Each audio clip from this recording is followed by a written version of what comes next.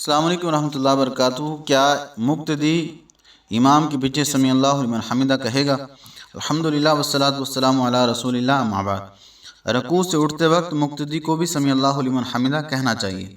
حدیث میں ہے کہ رسول اللہ صلی اللہ علیہ وسلم جب نماز کی طرف کھڑے ہوتے تو جس وقت قیام کرتے تکبیر کہتے، اور پھر جس وقت رکوع کرتے تکبیر کہتے، اور پھر جس وقت رکوع سے اپنی پشت اٹھاتے تو سمیع اللہ لمن حمدہ کہتے۔ نبی کریم صلی اللہ علیہ وسلم کی یہ حدیث عام ہے، آپ کی حالت امامت کو بھی شامل ہے اور حالت اقتداء کو بھی۔ اگرچہ آپ امام ہوتے تھے لیکن عبد الرحمن بن عوف رضی اللہ تعالیٰ عنہ کی اقتداء میں بھی آپ صلی اللہ علیہ وسلم نے نماز ادا کی ہے، جیسے کہ سنن ابی داؤد اور صحیح مسلم میں روایت موجود ہے۔ بعض لوگ کہتے ہیں کہ حدیث میں ہے کہ آپ صلی اللہ علیہ وسلم نے فرمایا اذا قال الامام سمع اللہ لمن حمدہ فقولوا ربنا لک الحمد، کہ جب امام سمیع اللہ لمن حمدہ کہے تو تم ربنا لک الحمد کہو، لہذا امام سمیع اللہ لمن حمدہ کہے اور مقتدی ربنا لک الحمد کہے۔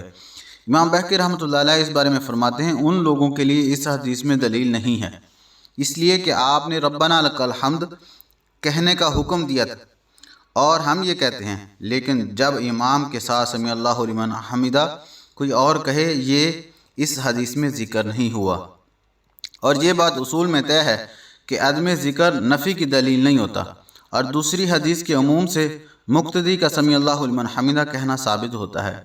اگر اس حدیث کو یوں ہی سمجھا جائے تو اس کا مطلب ہوا کہ امام صرف سمیع اللہ لمن حمدہ کہے، ربنا لک الحمد نہ کہے، حالانکہ بہت ساری صحیح حدیث اس بات پر دلالت کرتی ہیں کہ امام کو جیسے سمیع اللہ لمن حمدہ کہنا چاہیے، ربنا لک الحمد ہی اسی طرح کہنا چاہیے۔